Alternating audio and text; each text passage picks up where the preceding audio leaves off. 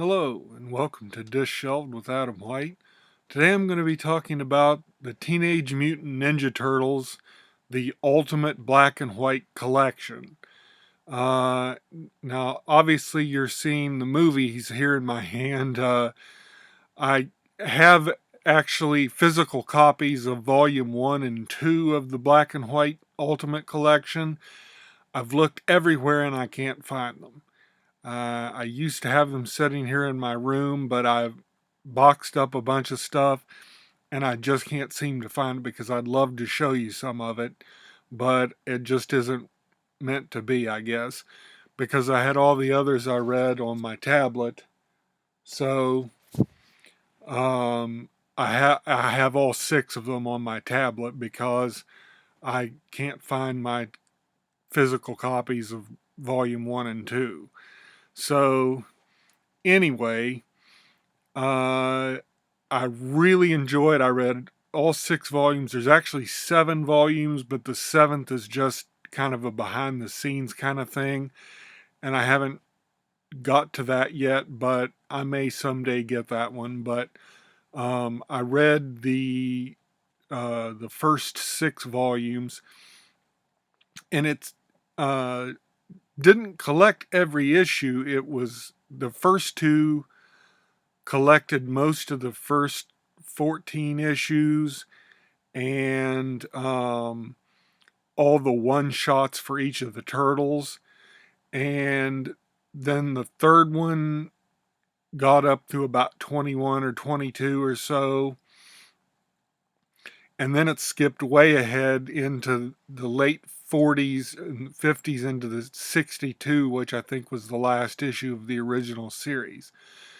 And I wasn't sure at the time why that was what was collected in there. Well, I did a little research and I found that's because the ones that are collected in this collection are all the ones that uh, Kevin Eastman and Peter Laird did. The others that they didn't collect actually had other writers and artists on them, and that's why they weren't part of the collection. So that makes sense, and I'm satisfied that I read the complete story that they wanted to tell because it had it had everything that they did in it. So I really enjoyed it. Uh, as a kid, I grew up watching the Ninja Turtles cartoon and just loved it. And I had no idea it was a comic before that. Uh, Not any of the time I was watching. As far as I knew, it was just a cartoon. And then when the live action movie came out, this has all three, but I really only got it for the first one. Uh, Two and three were kind of whatever, but the first Ninja Turtles movie, the live action one, was actually, I thought, really good.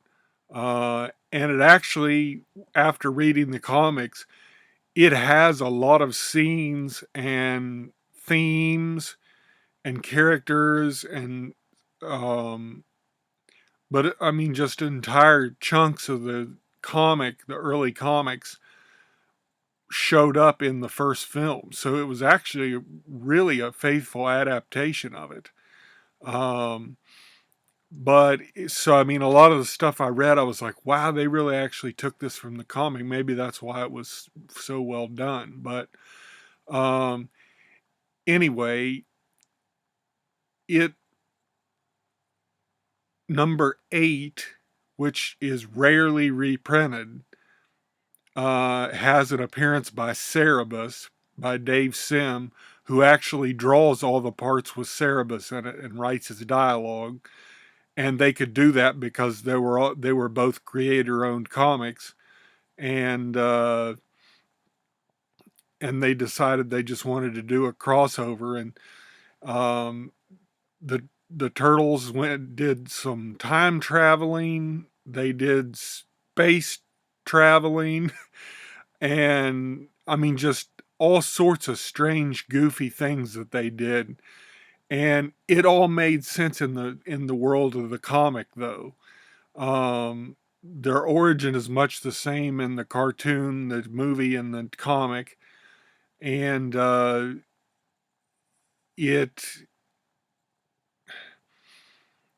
it just was really entertaining. The art was done, the writing and art was both done by Kevin Eastman and Peter Laird, and they were both artists too. So they both, I read somewhere in some of the stuff that was in them, that they both tried to work on every page. So there was a little bit of both of them on every page. And I thought that was really cool and showed what kind of great collaboration they had.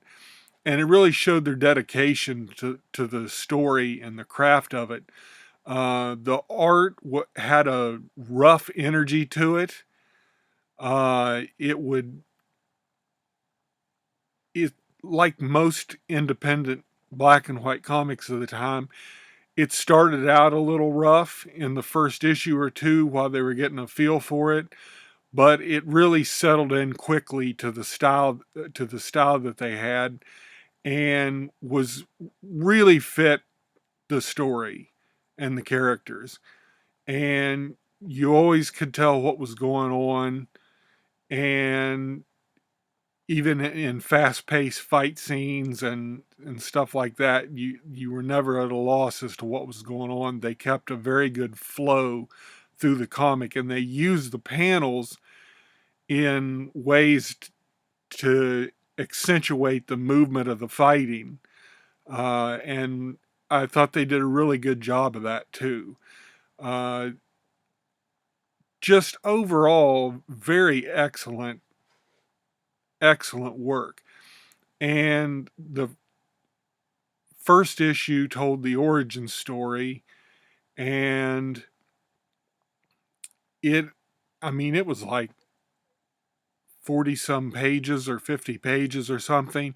Every issue was longer than a regular comic issue because they just did whatever they wanted because it was theirs and they could do it.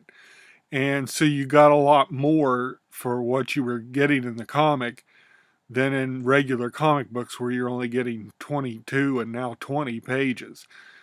You'd be getting double that or more in a lot of them. And then the first three volumes collect just the first so many issues up to the early 20s, all the ones that Eastman and Laird did. And then the last the volumes, well, no, the first four volumes, I'm sorry, collect up through the early 20s. And the introduction of Casey Jones and April O'Neil and all the other uh, side characters to it all showed up in that. And then volumes 5 and 6 were the conclusion to the original series, which was a 13 part with a 2-part prelude called City at War. And it was written by Eastman and Laird, but it was drawn by Jim Lawson. And I like his art all right, but I didn't think it was as dynamic as what Eastman and Laird did. And I really wish they would have finished it out doing the art themselves. But by the time that rolled around, they were in a multi-million dollar uh, corporation to themselves, pretty much, because they had at that time there was the cartoon and the movie was going to come out, and um, it just they really deserved everything they got because they really made something very interesting. It was an original concept. It worked.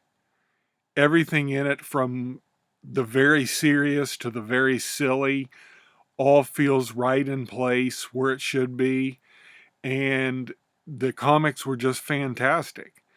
And it's, again, the Teenage Mutant Ninja Turtles Ultimate Black and White Collection, 7 volumes. The first, oh no, I'm sorry. 4 and 5 were the City at War. Volume 6, I forgot, was the short stories they did.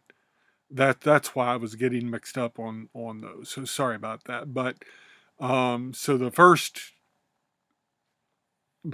three were the first most of the first 21 or 22 issues, and then 4 and 5 were City at War, and then 6 was the short stories that they did that appeared in things like Star Slayer and um, one shot things where people would do kind of like jam issues with different characters in it that were all creator owned. And so that was what volume 6 had in it.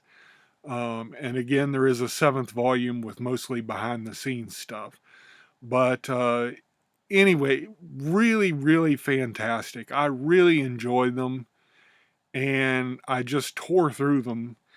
And I wish I would have been collecting comics. I was a little too young when they first came out in comics to know about them. I really didn't have comics weren't on my radar because the only place you could even get them in my town was a spinner rack on a Rite Aid. So they wouldn't have carried Ninja Turtles anyway. So um, that's how I started out comics, was mainly just Marvel.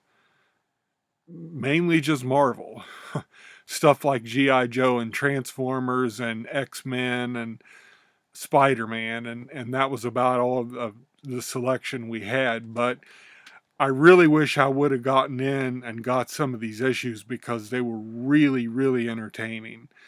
And I mean, they had really, it really wasn't, the funny thing is that it wasn't really a kid's comic.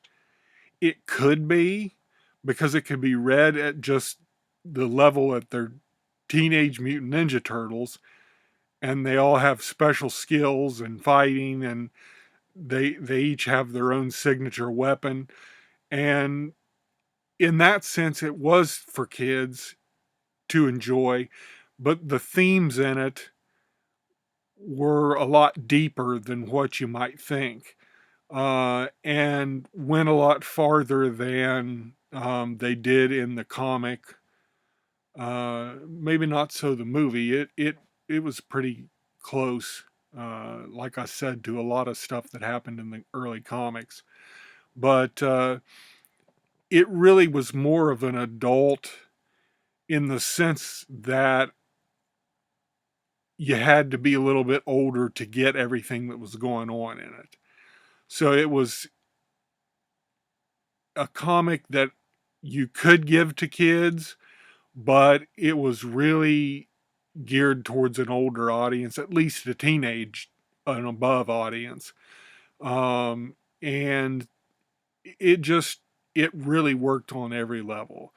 And like I said, they went to the cartoon series, the toys, the movies. It seems like every other year there's a new incarnation of Ninja Turtles out.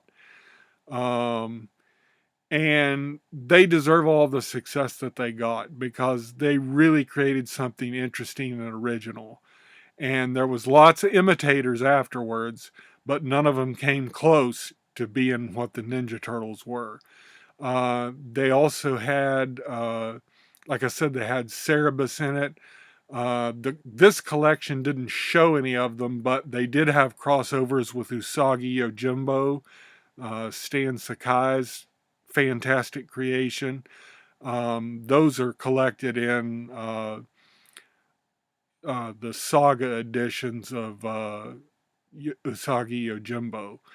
There's a special volume that has all the Ninja Turtle crossovers in it. So they weren't.